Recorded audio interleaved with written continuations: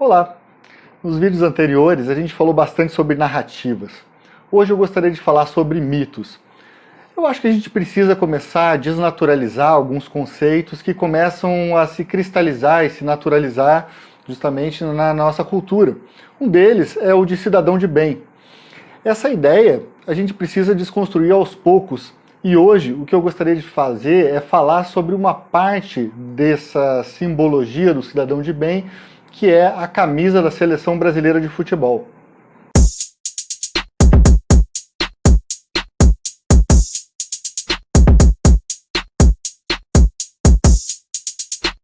Bom, é claro que vocês já entenderam que eu não vim aqui hoje falar sobre os mitos antigos, mitos gregos, né? Eu vim aqui falar sobre a importância da forma mítica na nossa vida cotidiana. E para começar a falar sobre isso, eu queria explicar um pouquinho melhor sobre como se formam os mitos. Então eu vou começar com um exemplo. Vocês se lembram de um comercial de margarina muito famoso, né, que apresentava então uma família. Essa família estava ali tomando café da manhã e, naturalmente, o significado imediato disso era o quê? Bom, pessoas tomando café da manhã comendo margarina. Mas seria isso que o publicitário queria passar? Não. O publicitário estava querendo transmitir uma ideia muito além daquilo que ele estava mostrando. Então, se ele estava mostrando uma família tomando café da manhã, não dá para a gente deixar de notar que o pai ele estava sempre assim, terminando de se arrumar, né? Que a mãe muito sorridente, terminando de fazer o café, as crianças ali tranquilas, brincando, né? E todos muito felizes e tal. Então, assim, quando você vê um comercial de margarina, naturalmente você não está vendo ali uma descrição das qualidades da margarina. A ideia é que você entenda um mito, o mito da família feliz, o mito da família feliz de classe média, inclusive. Então, vamos entender como é que isso acontece. Bom, então o que o mito faz? Como é que ele funciona, né? Ele se apropria de uma imagem, de uma palavra, não é? Ou de algum símbolo qualquer, e ele vampiriza esse símbolo, não é? Ele se utiliza daquela imagem de pessoas tomando café da manhã, por exemplo, e implanta ali um conceito novo, um conceito que é muito mais complexo, muito mais difícil de você passar, que é o conceito de família feliz. Né? Então, ele faz isso justamente vampirizando essa ideia do signo principal, que é de pessoas tomando café da manhã tranquilamente, e colocando então um significado a mais, né? Esse conceito novo que retira sua força daquelas imagens. Bom, então, o que a gente tem? Desse mito da família feliz, a gente pode derivar uma série de outros mitos que são repassados principalmente pela mídia, que ainda é a grande criadora de mitos na nossa cultura. Então, a gente pode pensar nas novelas, por exemplo, as novelas da Globo, pode pensar também na publicidade, né, o tanto que ela cria mitos para fins de, enfim, de vender coisas. Então, por exemplo, essa ideia de que o homem bem-sucedido ele vai estar, enfim, jovem, comprando um carro novo, e, enfim, ele vai criar então toda uma mitologia em torno disso. Ou, por exemplo, uma mulher, o mito da mulher desejada, né? Então vai ser o quê? Uma mulher magra, jovem, talvez. Então, a forma como esses meios de comunicação e de publicidade criam mitos impactam diretamente o nosso desejo. E os publicitários são muito inteligentes em fazer isso. Porque, no fim das contas, o que a pessoa compra não é exatamente um carro, ou uma maquiagem, ou a margarina. Ela compra essa possibilidade de ter um papel naquele mito, né? No mito do homem bem-sucedido, da mulher desejada ou da família feliz. E essas formas míticas, elas não se submetem a nenhuma sanção da verdade. Né? Elas não precisam ser verdadeiras ou falsas, né? Dizer que, de fato, o homem bem-sucedido ele precisa comprar um carro novo. Não tem nada disso. Né? A questão é que esses conceitos que são, enfim, que vampirizam essas imagens, eles funcionam de uma forma muito eficiente, porque eles apelam diretamente para os nossos sentimentos. Então, quando a gente vê uma pessoa, por exemplo, com uma camisa da Seleção Brasileira, indo para uma manifestação, o que é que você sente? O que é que você vê ali? Bom, a princípio, como é uma camisa de futebol, você poderia imaginar que era uma pessoa que estava indo ao estádio para torcer para a seleção brasileira. Mas não é isso que a gente vê hoje, né? Quando você vê uma pessoa com a camisa da CBF, provavelmente você vai pensar, bom, tá aí um manifestante de direita, né? Então, por que a camisa da CBF foi apropriada pelos manifestantes de direita? Ou por que pelo menos foi criada essa ideia de que você vestir as cores da seleção brasileira de futebol tinha a ver com ser uma pessoa, um cidadão de bem? Então, assim, vamos tentar desmistificar um pouquinho dessa ideia da camisa da seleção brasileira. Por que ela como um símbolo de manifestantes de direita, por exemplo? A gente pode pensar que o Brasil é um país que não teve assim, grandes guerras, não teve grandes heróis de guerra. O brasileiro, em geral, os seus heróis, muitas vezes são jogadores de futebol mesmo, né? Às vezes o Pelé, o Ronaldinho, enfim, significam muito mais enquanto heróis nacionais do que, enfim, Tiradentes, por exemplo. Isso acontece porque o Brasil, em geral, não se meteu em tantas guerras e também porque ele é um povo apaixonado por futebol. Bom, no futebol, justamente, o Brasil pode ser visto como um país muito importante, maior talvez do que os outros países, o que é bastante conveniente, né, para a simbologia da direita, né, que busca essa ideia de patriotismo, né, de que o seu país é maior, mais importante do que os outros.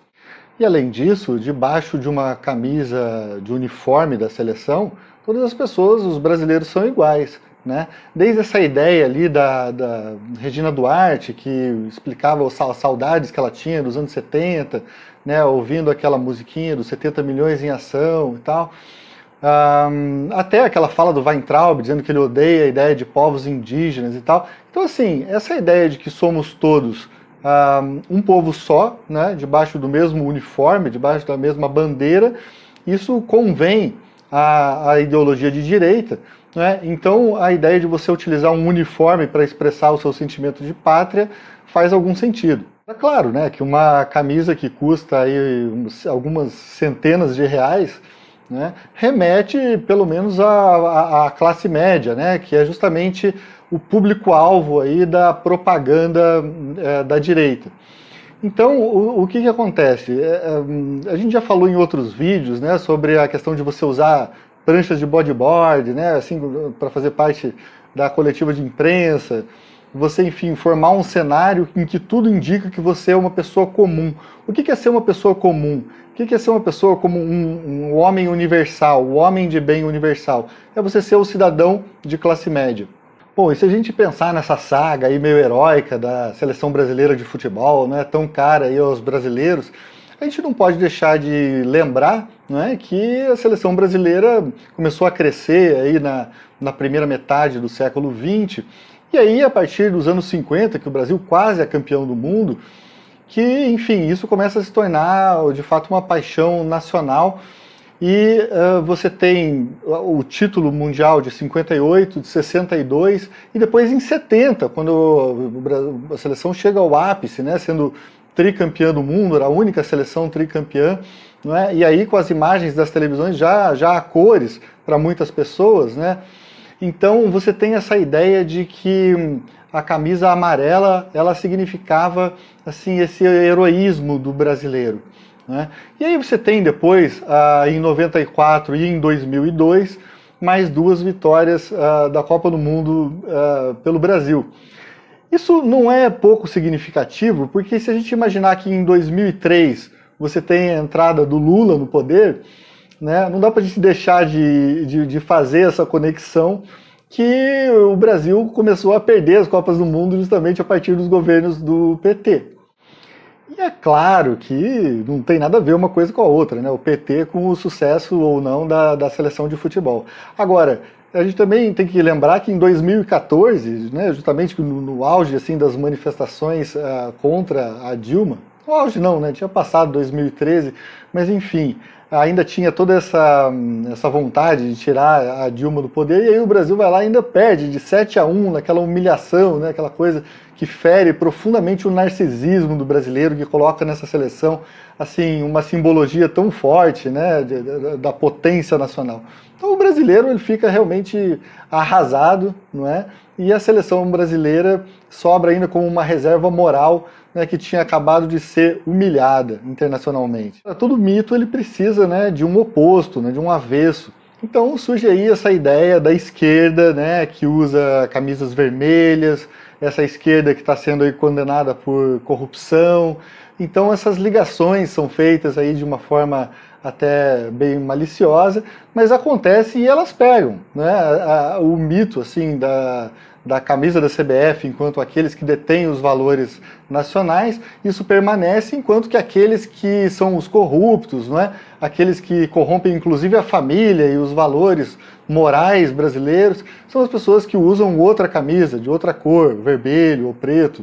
Então, ir para a Avenida Paulista, não é? Vestido de camisa amarela, não é? Para combater a corrupção, e para, de certa forma, fazer com que o Brasil voltasse para aquele tempo em que não tinha corrupção, não é?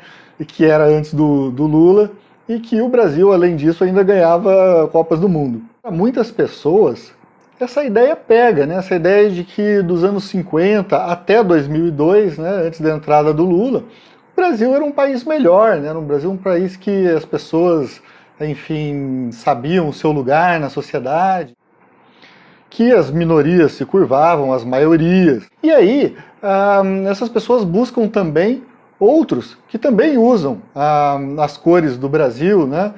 E que são justamente os militares, que se ligam a essa ideia de que os militares também não são corruptos e os militares também remetem ao patriotismo, né?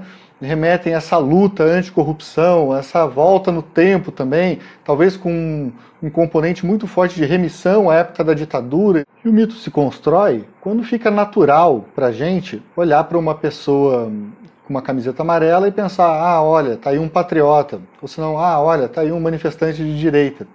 E não pensar, ah, lá vai uma pessoa andando com uma camisa de futebol. É que um signo, como a camisa da seleção, ela funciona como um monumento e que então recebe diferentes significados com o tempo, não é? E também no Brasil, nesse caso, de acordo com o espectro político do qual você faz parte.